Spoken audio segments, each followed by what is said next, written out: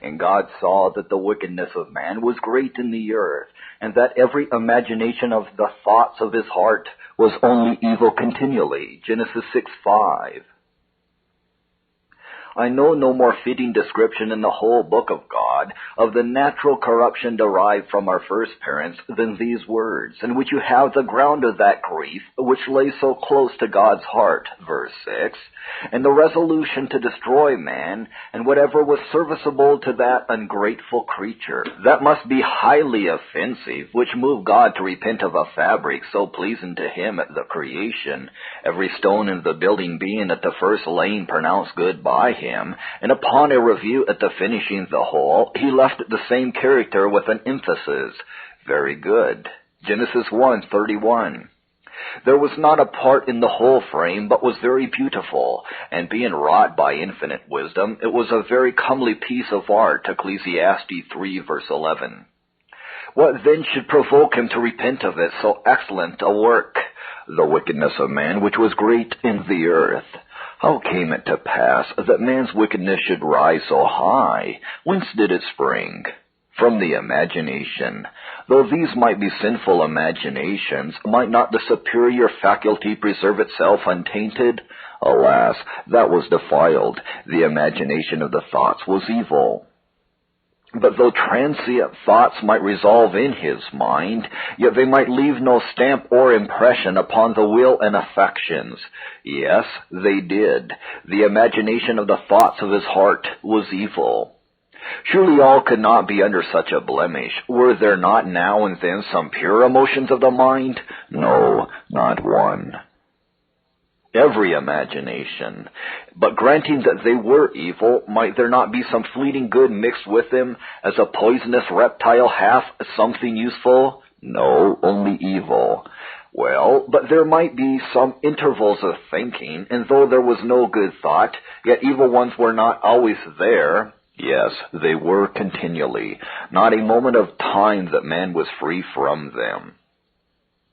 One would scarce imagine such a mass of internal wickedness, but God has affirmed it, and if any man should deny it, his own heart would give him the lie. Let us now consider the words by themselves. Imagination properly signifies figmentum, from the verb to afflict, press, or form a thing by compression. And thus it is a metaphor taken from a potter's framing a vessel, and extends to whatever is framed inwardly in the heart or outwardly in the work. It is usually taken by the Jews for that fountain of sin within us. Mercer tells us it is always used in an evil sense. But there are two places, if no more, wherein it is taken in a good sense. Whose mind is stayed, Isaiah 26:3 and 1 Chronicles 29:18, where David prays that a disposition to offer willingly to the Lord might be preserved in the imagination of the thoughts of the heart of the people. Indeed, for the most part, it is taken for the imaginations of the heart, as Deuteronomy 31:21, Psalm 103:14, and so on. This word imagination, being joined with thoughts, implies not only the complete thoughts, but the first motion or formation of them to be evil. The word heart is taken variously in Scripture. It signifies properly that inward member which is the seat of vital spirits, but sometimes it signifies, 1, the understanding and mind. With a double heart do they speak. Psalm 12:2, i.e., with a double mind. Proverbs 8:5. Number 2, for the will. All that is in my heart. 2 Kings 10:30, in my will and purpose. Number 3, for the affections, as thou shalt love the Lord thy God with all thy heart, i.e., with all thy affections. Number 4, for conscience. David's heart smote him, 1 Samuel 24, i.e., his conscience checked him. But heart here is used for the whole soul, because the soul is chiefly seated in the heart, especially the will, and the affections her attendants, because when any affection stirs, the chief motion of it is felt in the heart. So that by the imaginations of the thoughts of the heart are here meant all the inward operations of the soul, which play their part principally in the heart, whether they be the acts of understanding, the resolutions of the will, or the operations of the affections. Continually evil. The Hebrew all the day or every day, some translations express it verbatim as a Hebrew. Not a moment of a man's life in which our hereditary corruption does not belch out its froth, even from his youth, as God expounds it, Genesis 8:21, to the end of his life. David complains of the wickedness of his own time, Psalm 14:3, yet Paul applies it to all mankind, Romans 3:12. Indeed, it seems to be a description of man's natural depravity by God's words after the deluge, Genesis 8:21, which are the same in sense to show that man's nature after that destroying judgment was no better than before. Every word is emphatic, exaggerating man's defilement, wherein consider the universality, number one, of the subject, every man, of the act, every thought, of the qualification of the act, only evil, of the time, continually. The words thus opened afford us this proposition, that the thoughts and inward operations of the souls of men are naturally, universally evil and highly provoking. Some by cogitation mean not only the acts of the understanding, but those of the will, yea, in the sense too. But indeed that which we call cogitation or thought is a work of the mind, imagination of the fancy. It is not properly thought till it be wrought by the understanding, because the fancy was not a power designed for thinking, but only to receive the images impressed upon the sense and concoct them, that they might be fit matter for thought. And so it is the exchequer, wherein all the acquisitions of sense are deposited, and from thence received by the intellective faculty. So that thoughts are inchoative in the fancy, consumative in the understanding, terminative in all the other faculties. Thought first engenders opinion in the mind. Thought spurs the will to consent or dissent. It is thought also which spirits the affections. I will not spend time to acquaint you with the methods of their generation. Every man knows he has a thinking faculty, and some inward conceptions which he calls thoughts. He knows that he thinks and what he thinks, though he be not able to describe the manner of their formation in the mind, or remember it any more than the species of his own face in a glass. In this discourse, let us first see what kind of thoughts are sins. 1. Negatively, a simple apprehension of sin is not sinful. Thoughts receive not a sinfulness barely from the object. That may be unlawful to be acted, which is not unlawful to be thought of. Though the will cannot will sin without guilt, yet the understanding may apprehend sin without guilt, for that does no more contract a pollution by the bare apprehension than the eye does by the reception of the species of a loathsome object. Thoughts are morally evil when they have a bad principle, want a due end, and converse with the object in a wrong manner. Angels cannot but understand the offense which displace the apostate stars from heaven, but they know not sin from practical knowledge. Glorified saints may consider their former sins to enhance their admirations of pardoning mercy. Christ himself must needs understand the matter of the devil's temptation, yet Satan's suggestions to his thoughts were as putrid vapors mixed with the sunbeams, without any defilement of them.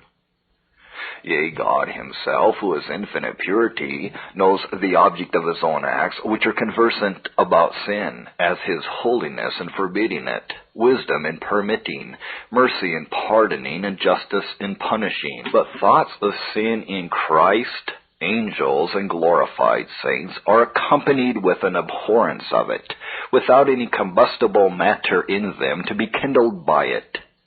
As our thoughts of a divine object are not gracious unless we love and delight in it, so a bare apprehension of sin is not positively criminal unless we delight in the object apprehended.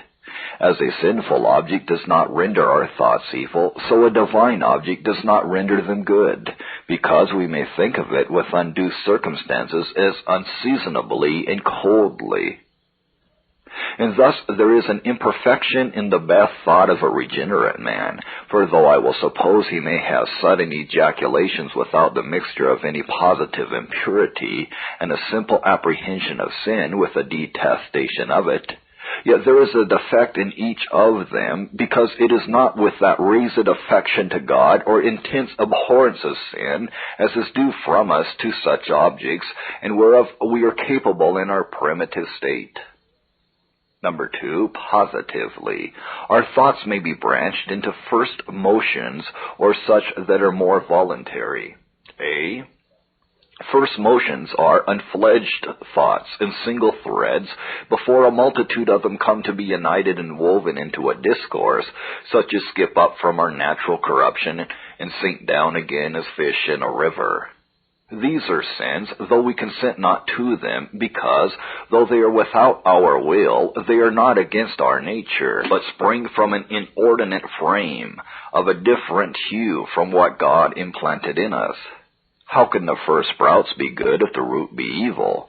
Not only the thought form, but the very formation or first imagination is evil. Voluntariness is not necessary to the essence of a sin, though it be to the aggravation of it. It is not my will or knowledge which makes an act sinful, but God's prohibition. Lot's incest was not ushered by any deliberate consent of his will, yet who will deny it to be a sin, since he should have exercised a severer command over himself than to be overtaken with drunkenness, which was the occasion of it, Genesis 19:33 and 35.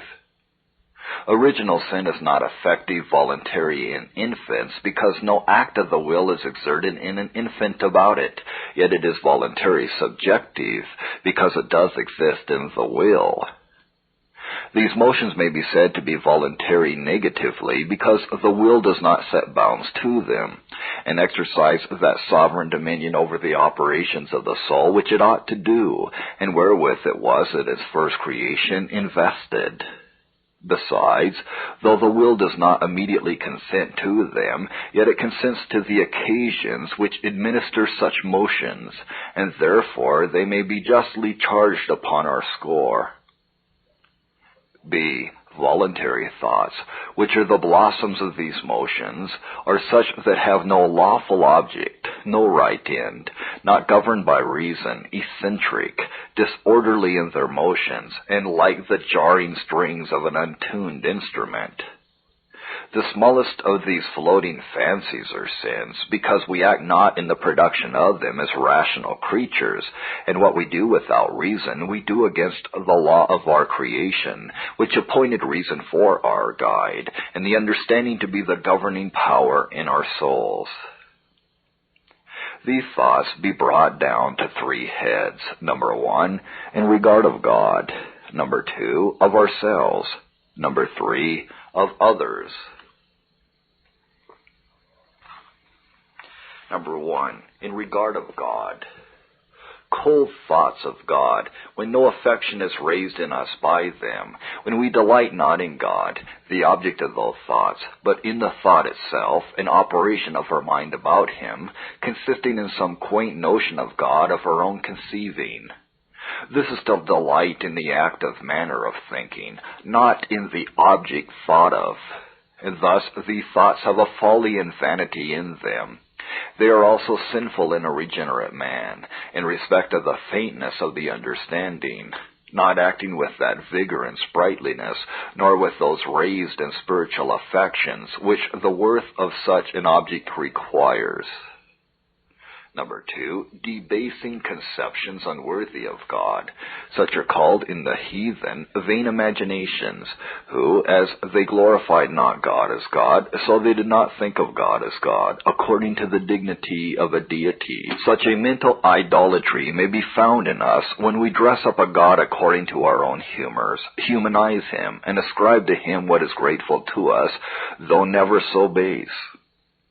which is a grosser degrading of the deity than any representation of him by the material images, because it is directly against his holiness, which is his glory, applauded chiefly by the angels, and an attribute which he swears by as having the greatest regard to the honor of it. Such an imagination Adam seemed to have, conceiving God to be so mean a being that he, a creature not of a day's standing, could mount to an equality of knowledge with him. Number 3. Accusing thoughts of God, either of his mercy, as in despair, or of his justice as too severe, as in Cain, Genesis 4:13. Of his providence, Adam conceived, yea, and charged God's providence to be an occasion of his crime. His posterity are no juster to God when they accuse him as a negligent governor of the world. The Lord knoweth the thoughts of man, that they are vanity. Psalm 94:11. What thoughts? Injurious thoughts of his providence. Verse 7. As though God were ignorant of men's actions, or at best but an idle spectator of all the unrighteousness done in the world, not to regard it, though he saw it. And they and the prophet were of the same stamp, that said in their hearts, The Lord will not do good, neither will he do evil. Zephaniah 1:12. From such kind of thoughts, most of the injuries from oppressors and murmurings in the oppressed do arise. Number 4. Curious thoughts about things too high for us. It is the frequent business of men's minds to flutter about things outside the bounds of God's revelation. Not to be content with what God has published is to accuse him, in the same manner as the serpent did to our first parents, of envying us an intellectual happiness. It had to all Adam's posterity long after this forbidden fruit. Section 2. In regard of ourselves, our thoughts are 1. Ambitious. The aspiring thought of the first man runs in the veins of his posterity. God took notice of such strains in the king of Babylon when he said in his heart, I will exalt my throne above the stars of God. I will ascend above the heights of the clouds. I will be like the Most High. Isaiah 14, verse 13 and 14. No less a charge will they stand under, that settle themselves upon their own bottom, establish their own righteousness, and will not submit to the righteousness of God's appointment. Romans 10:3. The most forlorn beggar has sometime thought vast enough to grasp an empire. Number 2, self-confident. Edom's thoughts swelled him into vain confidence of a perpetual prosperity, Obadiah 3. And David sometimes said in the like state that he should never be moved. Number 3, self-applauding, either in the vain remembrances of our former prosperity or ascribing our present happiness to the dexterity of our own wit. Such flaunting thoughts had Nebuchadnezzar at the consideration of his settling Babylon, the head and metropolis of so great an empire, Daniel 4:30. Nothing more ordinary among men than haughty reflection upon their own parts, and thinking of themselves above what they ought to think. Number 4, ungrounded imaginations of the events of things, either present or future. Such wild ideas like meteors bred of a few vapors do often frisk in our minds. 1, of things present. It is like Eve, who foolishly imagined she had brought forth a Messiah when she had brought forth a murderer. I have gotten a man, the Lord. Genesis 4:1. As in the Hebrew, believing, as some interpret, that she had brought forth the promised seed. And such an idea Lamech seems to have had of Noah, Genesis 5:29. Number 2, of things to come, either in forming false hopes or anticipating improbable griefs. Such are the sanguine thoughts we have of a happy estate in store, which yet we may fall short of. Haman's heart leaped at the king's question, What shall be done to the man whom the king delighteth to honor, fancying himself the mark of his prince's favor, without thinking that a halter should soon terminate his ambition? Or perplexing thoughts at the fear of some trouble which is not yet fallen upon us, and perhaps never may. How did David torture his soul by his unbelief and fears that he should one day perish by the hand of Saul? 1 Samuel 27:1. These forestalling thoughts do really affect us. We often feel perturbation in our spirits upon imaginary hopes and concocted fears. These pleasing impostures and self-afflicting suppositions are signs either of an idle or indigent mind that has no will to work, or only rotten materials to work upon. Number 5, immoderate thoughts about lawful things when we exercise our minds too thick and with a fierceness of affection above their merit, not in subserviency to God or mixing our cares with dependence on Him. Worldly concerns may quarter in our thoughts, but they must not possess all the room and thrust Christ again into a manger. Neither must they be of that value with us as the law was with David, sweeter than the honey or the honeycomb. Section 3. In regard of others, all thoughts of our neighbor against the rule of charity. Such that imagine evil in their hearts, God hates. Zechariah 8:17. These principally are, 1, envious, when we torment ourselves with others' fortunes. Such a thought in Cain upon God's acceptance of his brother's sacrifice was the prologue to and foundation of the cursed murder. Number 2, censorious, stigmatizing every freckle in our brother's conduct. Number 3, jealous and evil surmises, contrary to charity which thinks no evil. Number 4, revengeful.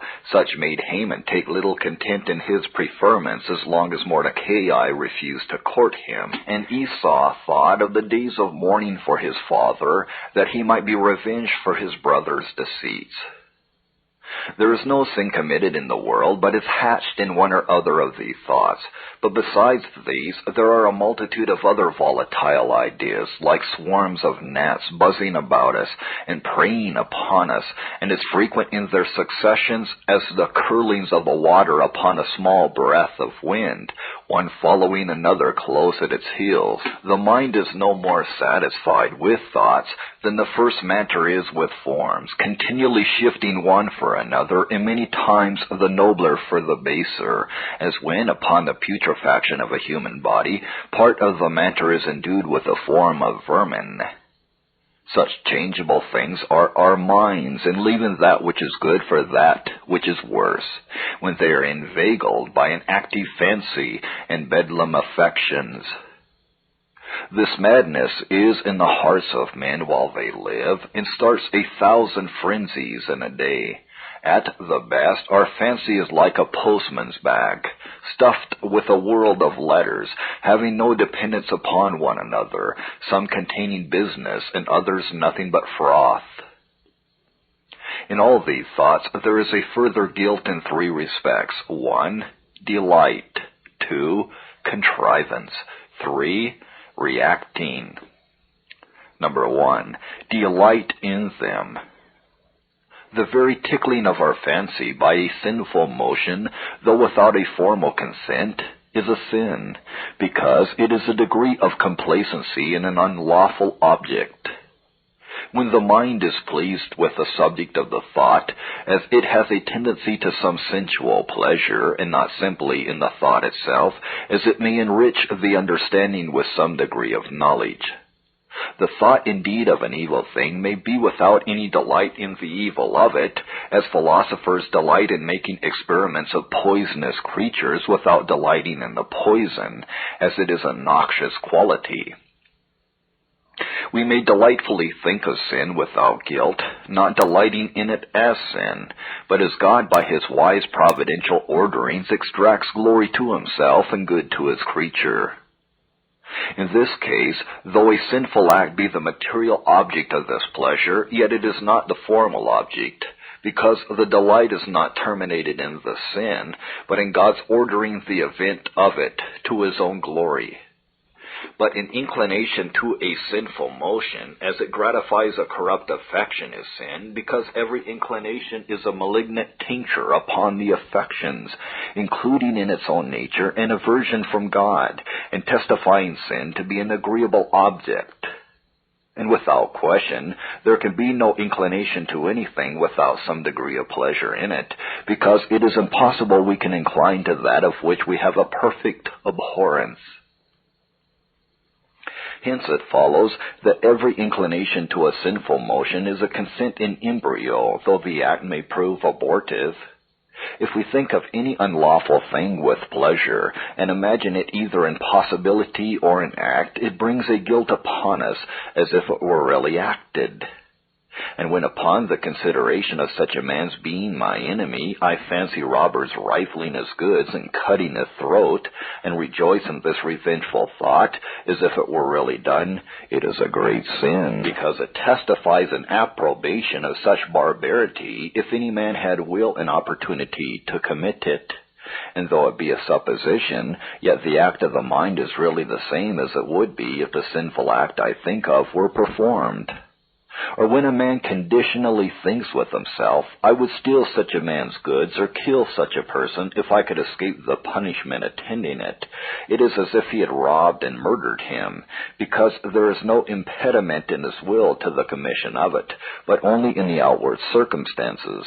Nay, though it be merely the object of the thought, yet the act of the mind is real, and as significant of the inclination of the soul, as if the object were real too, as if a man has an unclean motion at the sight of a picture, which is only a composition of well-mixed and well-ordered colors, or at the appearance of the idea of a beauty framed in his own fancy. It is as much uncleanness as if it were terminated in some suitable object, the hindrance being not in the will, but in the insufficiency of the object to concur in such an act. Now, as the more delight there is in any holy service, the more precious it is in itself and more grateful to God. So the more pleasure there is in any sinful motion, the more malignity there is in it. Number 2, contrivance. When the delight in the thought grows up to the contrivance of the act, which is still the work of the thinking faculty, when the mind brooks up a sinful motion to hatch it up, and invents methods for performance, which the wise man calls artificial inventions, Ecclesiastes 7:29, so a learned man interprets Matthew 15:19 of contrivances of murder, adultery, and so on. And the word signifies properly reasonings. When men's wits act a satanic part in their souls in inventing sophistical reasons for the commission and justification of their crimes, with a mighty jollity at their own craft, such plots are the trade of a wicked man's heart.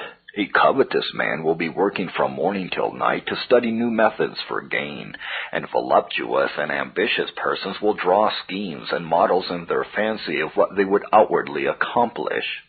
They conceive mischief and bring forth vanity, and their belly prepares deceit. Job 15:35. Hence, the thoughts are called the counsels, 1 Corinthians 4:5, and devices, Isaiah 32:7 and 8, of the heart. When the heart summons the head and all the thoughts of it to sit and debate as a private junto about a sinful motion. Number 3, reacting sin after it is outwardly committed. Though the individual action be transient and cannot be committed again, yet the idea and image of it remaining in the memory may, by the help of an apish fancy, be repeated 1,000 times over with a rarefied pleasure, as both the features of our friends and agreeable conversations we have had with them may with a fresh relish be represented in our fancies, though the persons died many years ago. Having thus declared the nature of our thoughts and the degrees of their guilt, the next thing is to prove that they are sins. The Jews did not acknowledge them to be sins unless they were blasphemous and immediately against God himself. Some heathens were more orthodox, and among the rest Ovid, whose amorous pleasures, one would think, should have smothered such sentiments in him. The Lord, whose knowledge is infallible, knows the thoughts of men, that they are vanity. Psalm 94:11. Yes, and of the wisest men too, according to the apostles' interpretation. 1 Corinthians 3:20. And who are they that became vain in their imaginations, but the wisest men the carnal world yielded? The Grecians, the great philosophers, the Egyptians, their tutors, and the Romans, their apes. The elaborate operations of an unregenerate mind are fleshy. Romans 8, 5 and 7. If the whole web be so, needs must every thread. The thought of foolishness is sin, i.e., a foolish thought, not objectively a thought of folly, but one formally so, yes, an abomination to God. As good thoughts and purposes are acts in God's account, so are bad ones. Abraham's intention to offer Isaac is accounted as an actual sacrifice, Hebrews 11:17. That the stroke was not given was not from any reluctance of Abraham's will, but the gracious indulgence of God. Sarah had a deriding thought, and God charges it as if it were an outward laughter and a scornful word. Thoughts are the words of the mind, and as real on God's account as if they were expressed with the tongue. There are three reasons for the proof of this, that they are sins. Number one, they are contrary to the law, which forbids the first foamings and belchings of the heart, because they rise from an habitual corruption, and testify a defect of something which the law requires to be in us, to correct the excursions of our minds. Does not the law oblige man as a rational creature? Shall it then leave that part which constitutes him rational to fleeting and giddy fancies? No, it binds the soul as the principal agent, the body only as the instrument. For if it were given only for the sensitive part, without any respect to the rational, it would concern brutes as well as men, which are as capable of a rational command and a voluntary obedience as man without the conduct of a rational soul. It exacts a conformity of the whole man to God, and prohibits a deformity, and therefore engages chiefly the inward part, which is most the man. It must then extend to all the acts of the man, consequently to his thoughts, they being more the acts of the man than the motions of the body. Holiness is the prime excellency of the law, a title ascribed to it twice in one verse. Wherefore the law is holy, and the commandment holy, just, and good. Romans 7:12.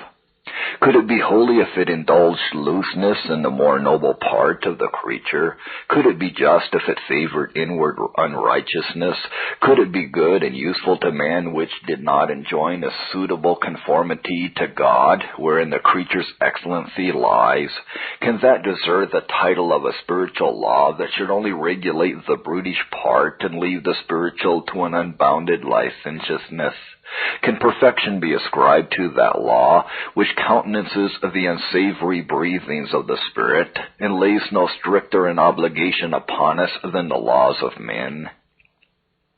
Must not God's laws be as suitable to His sovereignty as men's laws are to theirs? Must they not then be as extensive as God's dominion, and reach even to the most private closets of the heart? It is not for the honor of God's holiness, righteousness, goodness, to let the Spirit, which bears more flourishing characters of His image than the body, range wildly about with a legal curb. Number 2, they are contrary to the order of nature and the design of our creation. Whatsoever is a swerving from our primitive nature is sin, or at least a consequence of it. But all inclinations to sin are contrary to that righteousness wherewith man was first endued.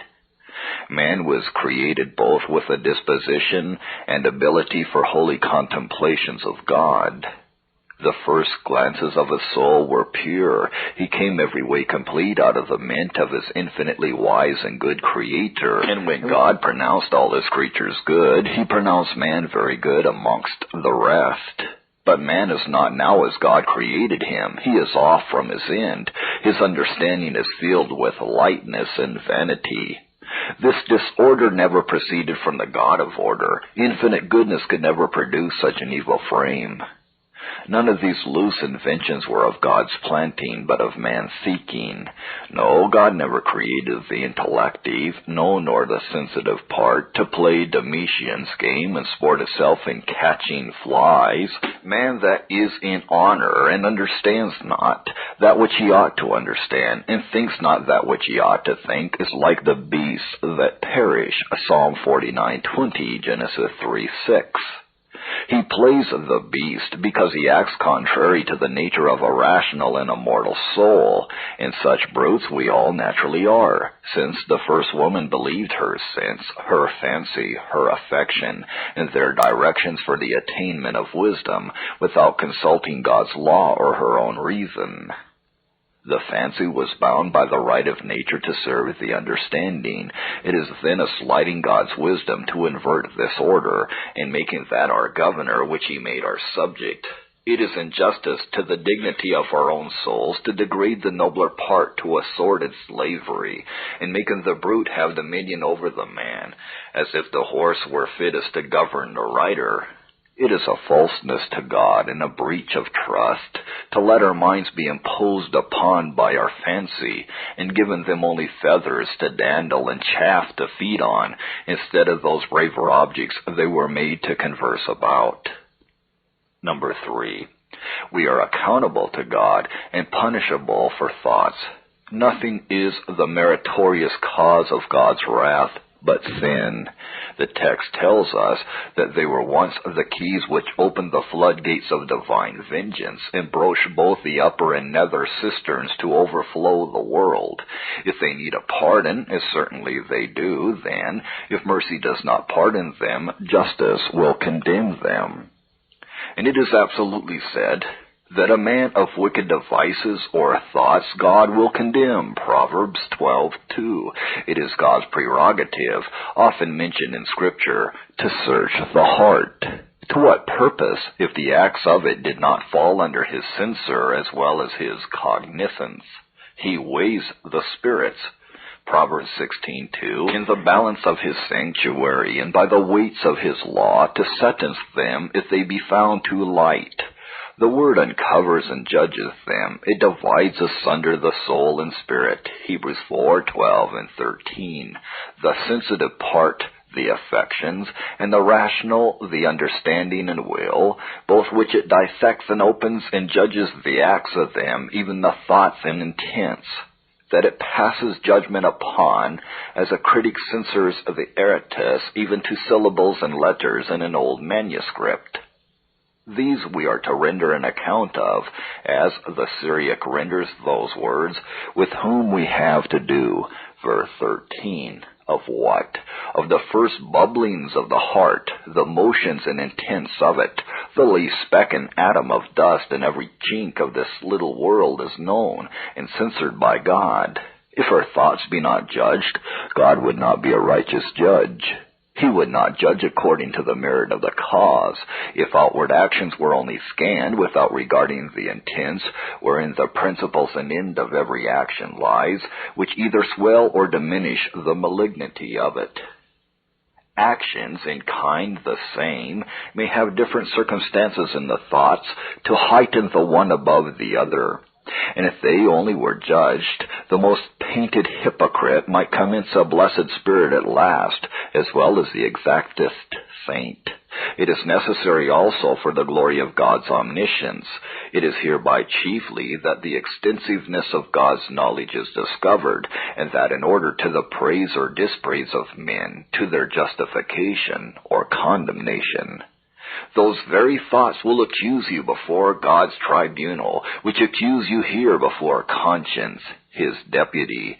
Their thoughts the meanwhile, i.e. in this life, while conscience bears witness, accusing or excusing one another, in the day when God shall judge the secrets of men. Romans 2:15 and 16, i.e., and also at the day of judgment, when conscience shall give in its final testimony upon God's examination of the secret counsels. This place is properly meant to those reasonings concerning good and evil in men's consciences, agreeable to the law of nature imprinted on them, which shall excuse them if they practice accordingly, or accuse them if they behave themselves contrary thereunto.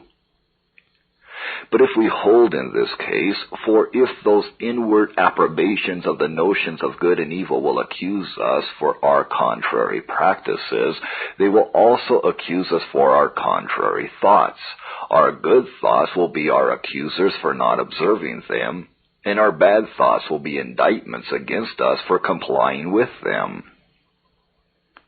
It is probable the soul may be bound over to answer chiefly for these at the last day, for the apostle charges Simon's guilt upon his thought, not his word, and tells him pardon must principally be granted for that. The tongue was only an instrument to express what his heart did think, and would have been wholly innocent had not his thoughts been first criminal.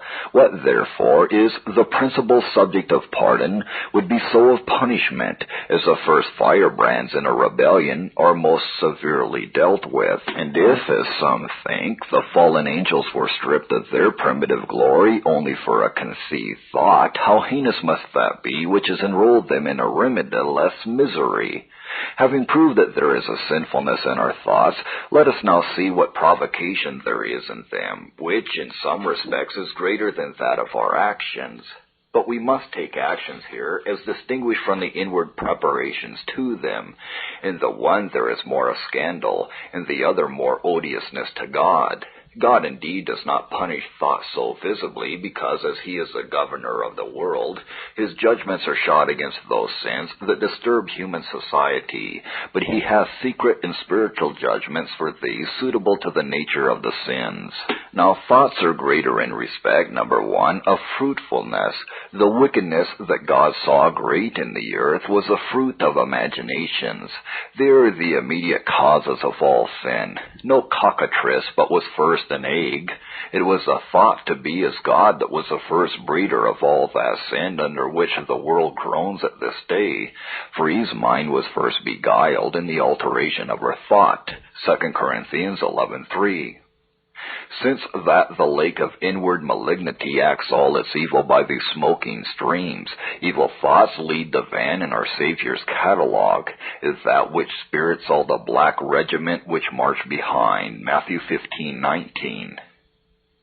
As good motions cherished will spring up in good actions, so loose thoughts favored will break out invisible plague sores and put fire to all that wickedness which lies habitually in the heart, as a spark may to a whole stock of gunpowder. The vain babblings of the soul as well as those of the tongue will increase to more ungodliness. Being thus the cause, they include virtually in them all that is in the effect, as the seed contains in its little body of the leaves fruit, color, scent, which afterward appear in the plant. The seed includes all, but the color does not virtually include the scent, or the scent the color, or the leaves the fruit. So it is here. One act doth not include the formal obliquity of another, but the thought which caused it seminally includes both the formal and final obliquity of every action, both that which is in the nature of it, and in the end to which it tends. As when a tradesman cherishes immoderate thoughts of gain, and in attaining it runs into many foolish and hurtful lusts, there is cheating, lying, swearing, to sell off the commodity. All these several acts have a particular sinfulness in the nature of the acts themselves, besides the tendency they have to satisfy an inordinate affection, all which are the spawn of those first immoderate thoughts stirring up greedy desires. Number 2, in respect of quantity. Imaginations are said to be continually evil. There is an infinite variety of conceptions, as the psalmist speaks of the sea, wherein are all things creeping innumerable, both small and great, and a constant generation of the whole shoals of them, that you may as well number the fish in the sea, or the atoms in the sunbeams, as count them. There is a greater number, A, in regard of the acts, and B, in regard of the objects. A, in regard of the acts of the mind, antecedent acts. How many preparatory motions of the mind are there to one wicked external act? Yes, how many sinful thoughts are twisted together to produce one deliberate sinful word, all which have a distinct guilt, and if weighed together would outweigh the guilt of the action abstractly considered. How many repeated complacencies in the first motion, degrees of consent, resolved broodings, secret plottings, proposals of various methods, smothering contrary, checks, vehement longings, delightful hopes, and forestalled pleasures in the design, all which are but thoughts assenting or dissenting in order to the act intended. Upon a dissection of all these secret motions by the critical power of the word, we should find a more monstrous guilt than would be apparent in the single action, for whose sake all these spirits were raised. There may be no sin in a material act considered in itself when there is a provoking guilt in the mental motion. A hypocrite's religious services are materially good, but poisoned by the imagination lurking in the heart that gave birth to them. It is the wicked mind or thought that makes the sacrifice much more an abomination to the Lord. Consider their number with reference also to consequent acts.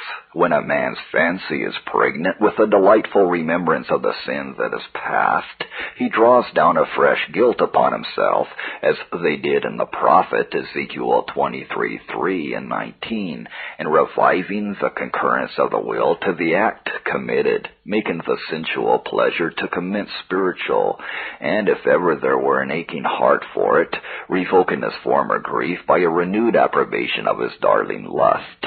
Thus, the sin of thoughts is greater in regard of duration. A man has neither strength nor opportunity always to act, but he may always think, and imagination can supply the place of action. Or if the mind be tired with sucking one object, it can with the bee presently fasten upon another. Senses are weary till they have a new recruit of spirits, as a poor horse may sink under his burden when the rider is as violent as ever. Thus old men may change their outward profaneness into mental wickedness, and as the psalmist remembered his old song, Psalm 77:5 and 6, so they their calcine sins in the night with an equal pleasure, so that you see there may be 1,000 thoughts as ushers and lackeys to one act, as numerous as the sparks of a new lighted fire. Number 2. In regard of the objects, the mind is conversant about. Such thoughts there are, and attended with heavy guilt, which cannot probably, no, nor possibly descend into outward acts. A man may, in complacent thought, commit fornication with a woman in Spain, in a covetous thought rob another in the Indies, and in a revengeful thought stab a third in America, and that while he is sitting in a church pew.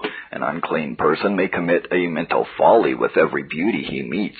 A covetous man cannot plunder a whole kingdom, but in one twinkling of a thought he may wish himself the possessor of all the estates in it.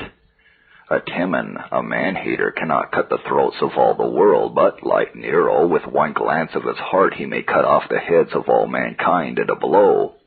An ambitious man's practices are confined to a small spot of land, but with a cast of his mind he may grasp an empire as large as 4 monarchies.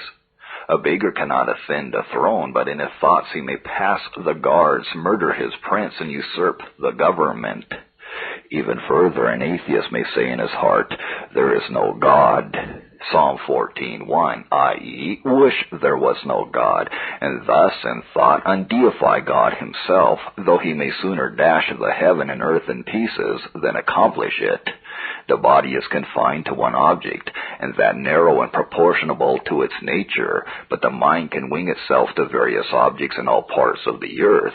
Where it finds none, it can make one, for fancy can compact several objects together, coin an image, color a picture, and commit folly with it. When it hath done, it can nestle itself in cobwebs spun out of its bowels. Number 3, in respect of strength, the imaginations of the heart are only, i.e., purely evil. The nearer anything is in union with the root, the more radical strength it has. The first ebullitions of light and heat from the sun are more vigorous than the remoter beams, and steams stink most next to the putrefied body than when they are dilated in the air. Grace is stronger in the heart operations than in the outward streams, and sin more foul in the imagination of the thoughts of the heart than in the act. In the text, the outward wickedness of the world is passed over with a short expression, but the Holy Ghost dwells upon the description of the wicked imagination, because there lay the math. Man's inward part is very wickedness, a whole nest of vipers. Thoughts are the immediate spawn of the original corruption, and therefore partake more of the strength and nature of it. Acts are more distant, being the children of our thoughts, but the grandchildren of our natural depravity. Besides, they lie nearest to that wickedness in the inward part, sucking the breast of that poisonous dam that bred them. The strength of our thought is also reinforced by being kept in for want of opportunity to act them, as liquors in enclosed bottles ferment and increase their sprightliness. Musing, either carnal or spiritual, makes the fire burn the hotter, as a fury of fire is doubled by being pent in a furnace. Outward acts are but the sprouts.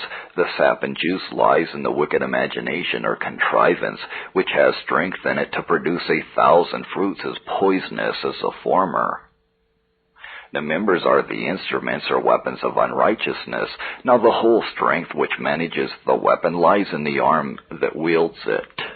The weapon itself could do no hurt without a force impressed. Let me add this too, that sin in thoughts is more simply sin. In acts there may be some occasional good to others, for a good man will make use of the sight of sin committed by others to increase his hatred of it.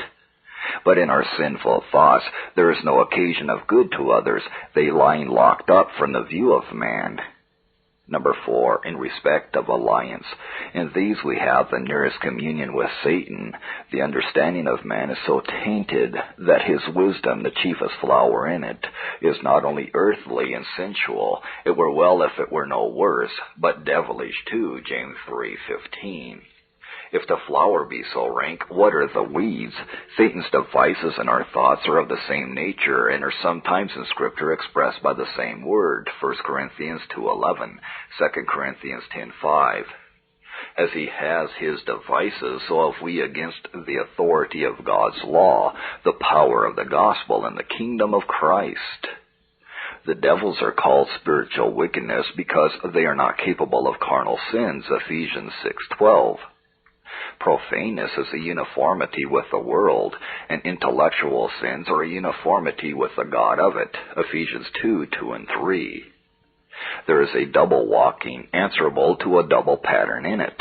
Fulfilling the desires of the flesh is a walking according to the course of this world, or making the world our copy, and fulfilling the desires of the mind is a walking according to the prince of the power of the air, verse 2, or making the devil our pattern. In carnal sin, Satan is a tempter, and mental, an actor. Therefore, in the one we are conformed to his will, in the other we are transformed into his likeness. In outward we evidence more obedience to his laws, in inward more of affection to his person, as all imitations of others do. Therefore there is more of enmity to God, because more similitude and love to the devil. A nearer approach to the diabolical nature, implying a greater distance from the divine. Christ never gave so black a character as that of the devil's children to the profane world, but to the Pharisees, who had left the sins of men to take up those of devils, and were most guilty of those high imaginations which ought to be brought into captivity to the obedience of Christ. Number 5, in respect of contrariety and odiousness to God.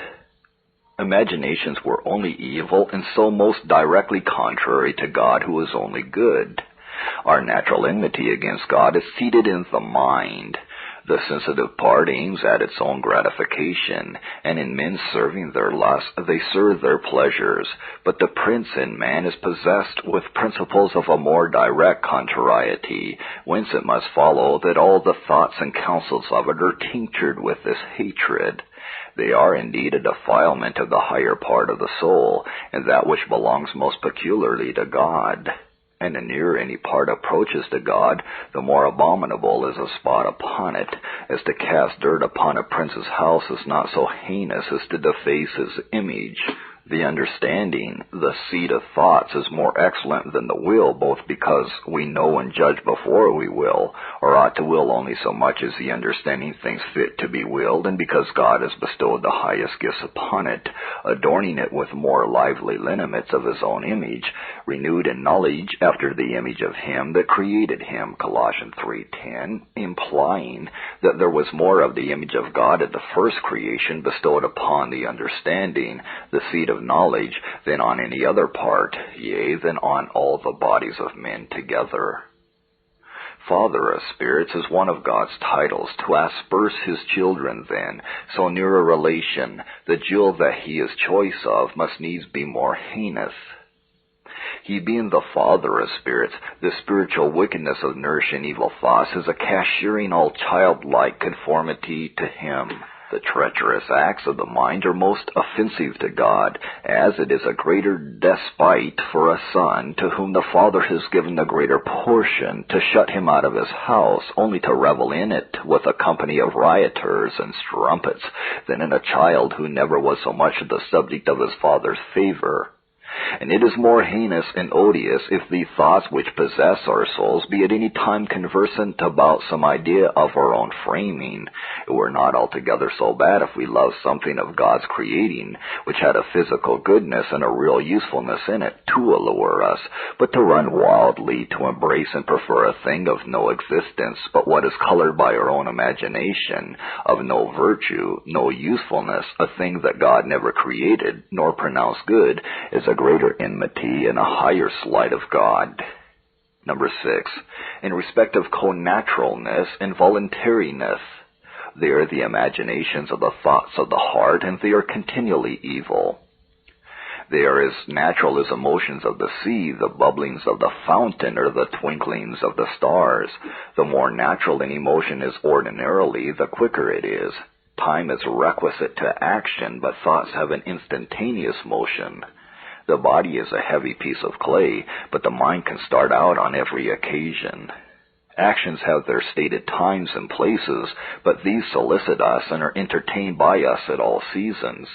Neither day nor night, street nor one's own room, exchange nor temple can free us from them.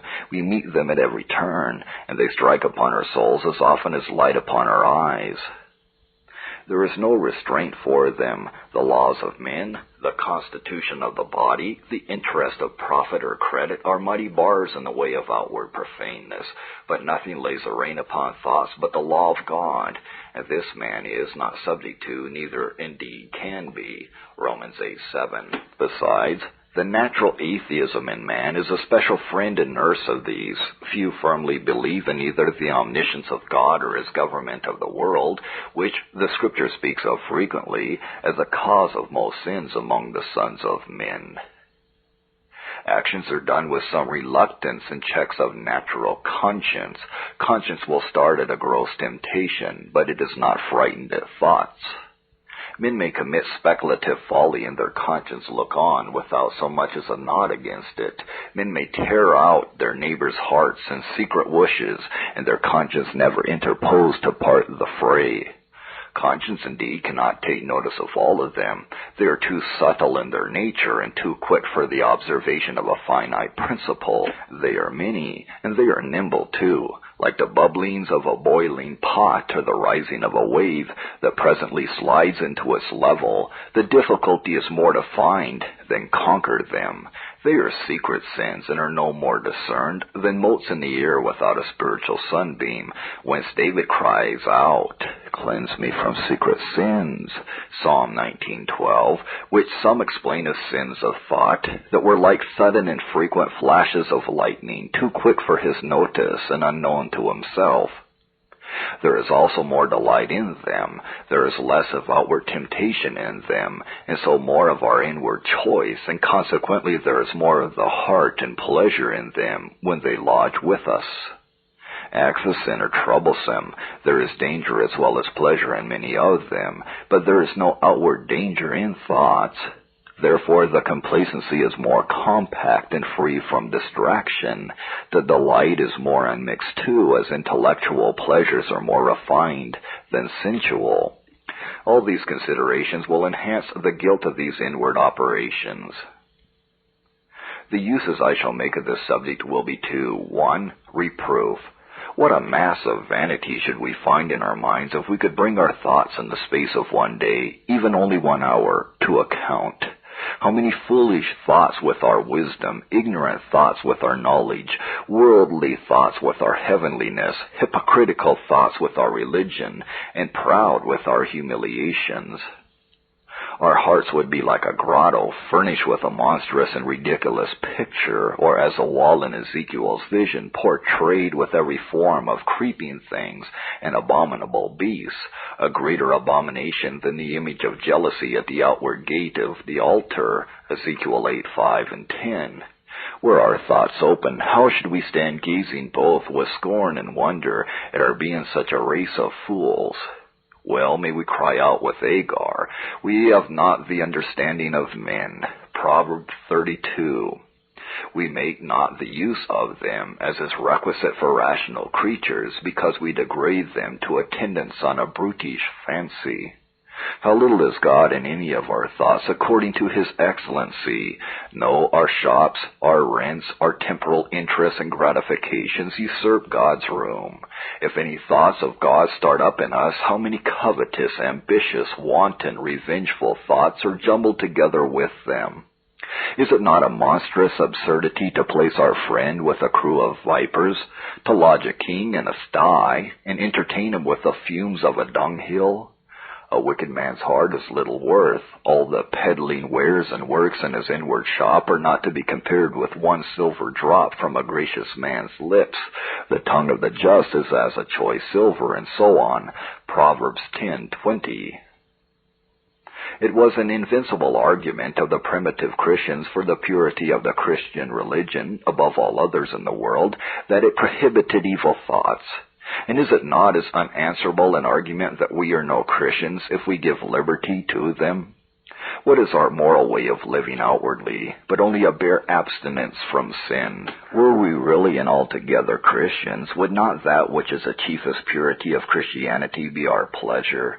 And would we any more wrong God in our secret hearts than in the open streets? Is not thought a beam of the mind, and shall it be enamored only by that which is vile? Is not the understanding the eye of the soul, and shall it behold only gilded nothings? It is the flower of the Spirit. Shall we let every caterpillar suck it? It is as the sun in our heaven, and shall we besmear it with misty fancies?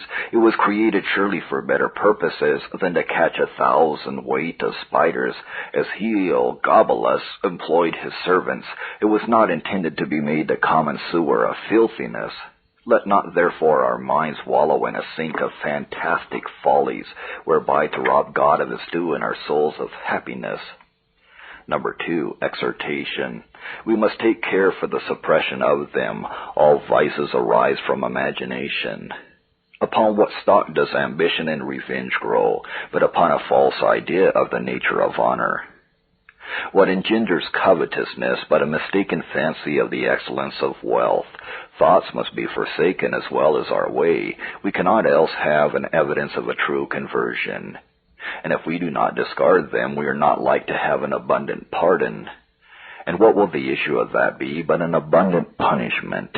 Let the wicked forsake his way, and the unrighteous man his thoughts, and so on. Isaiah 55:7, Galatians 5:24. Mortification must extend to these. Affections must be crucified, and all the little brats of thoughts which beget them, or are begotten by them. Shall we nourish that which brought down the wrath of God upon the old world, as though there had not been already sufficient experiments of the mischief they have done? Is it not our highest excellence to be conformed to God in holiness, in as full a measure as our finite natures are capable? And is not God holy in his counsels and inward operations as well as in his works? Hath God any thoughts but what are righteous and just? Therefore, the more foolish and vain our imaginations are, the more are we alienated from the life of God. The Gentiles were so because they walked in the vanity of their mind, and we shall be so if vanity walk and dwell in ours. As the 10th commandment forbids all unlawful thoughts and desires, so it obliges us to all thoughts and desires that may make us agreeable to the divine will and like to God himself.